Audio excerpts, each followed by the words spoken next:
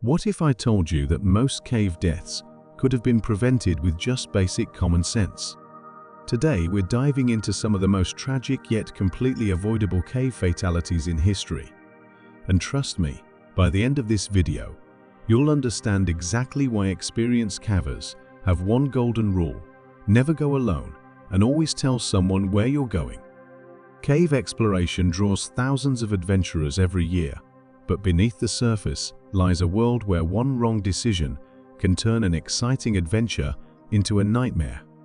The stories I'm about to share aren't just tragic accidents, they're cautionary tales that highlight how ignoring basic safety protocols can have devastating consequences. Let's start with perhaps one of the most preventable cave deaths in recent memory.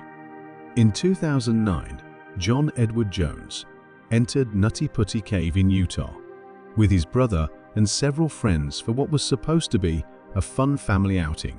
This wasn't Jones's first time caving. He had experience and should have known better. But here's where the first mistake happened. The group split up inside the cave. Jones decided to explore a section he thought led to a popular area called the Birth Canal. Instead, he crawled headfirst into an unmapped passage that narrowed dramatically. Within minutes, he found himself trapped upside down in a space so tight that his arms were pinned above his head. The passage was only 10 inches wide and 18 inches high at its narrowest point. What makes this death so avoidable? Multiple safety protocols were ignored. First, the group should never have split up. Second, Jones entered an unmapped passage alone. Third, he went headfirst into a narrowing tunnel without checking if he could back out. These are fundamental caving mistakes that any safety guide would warn against. The rescue attempt lasted over 27 hours.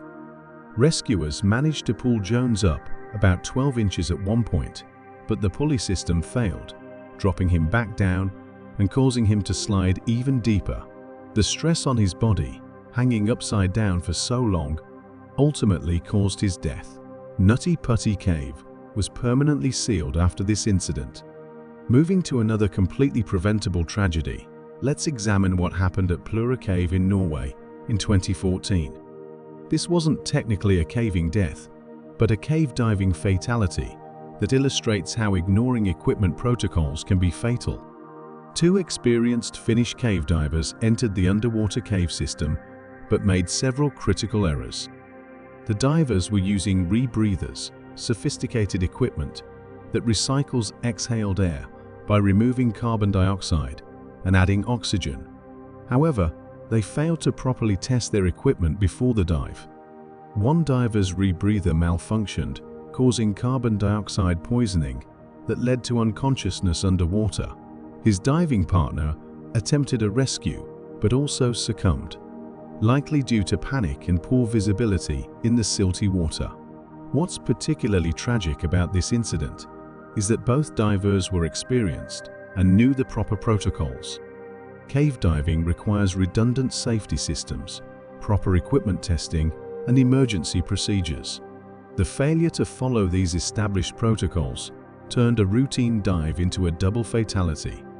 The psychological factor in cave deaths cannot be overlooked. Many avoidable deaths occur when experienced cavers become overconfident and start cutting corners on safety procedures.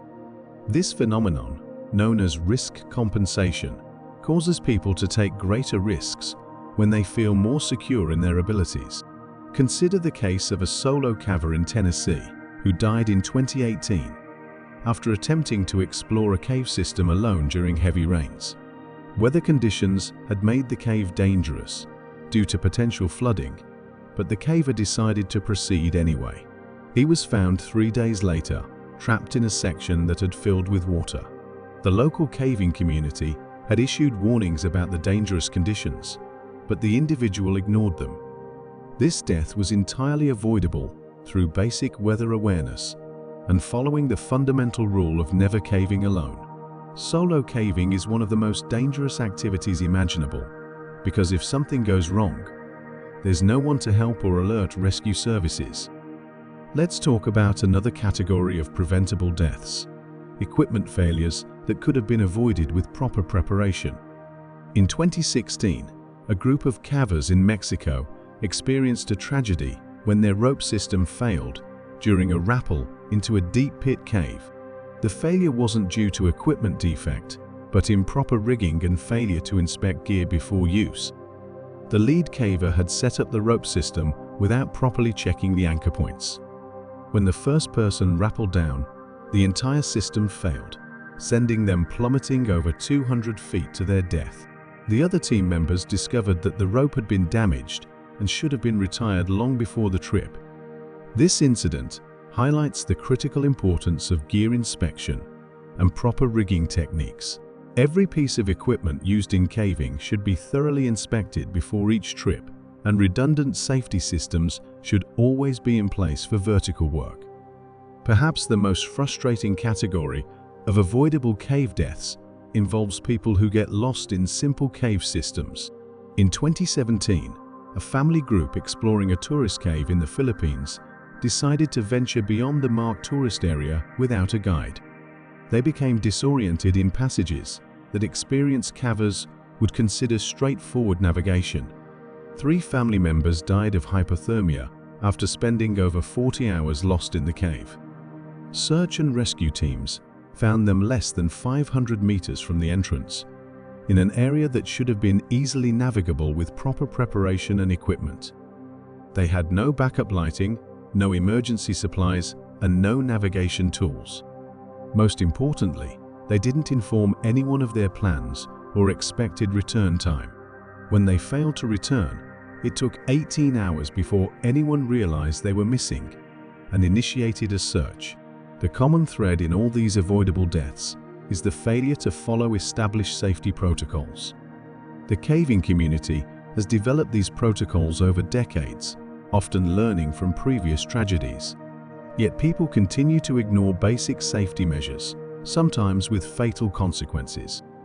Modern cave rescue techniques are incredibly sophisticated, but they can only help if rescuers know where to look and can reach the victim in time. Many avoidable deaths could have been prevented simply by following the buddy system, informing others of trip plans, carrying proper equipment, and respecting environmental conditions. The most tragic aspect of these deaths is that each one represents not just a life lost, but often multiple lives affected.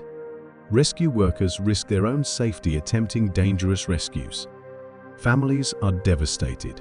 Sometimes, entire cave systems are closed to prevent future incidents, denying access to other responsible cavers.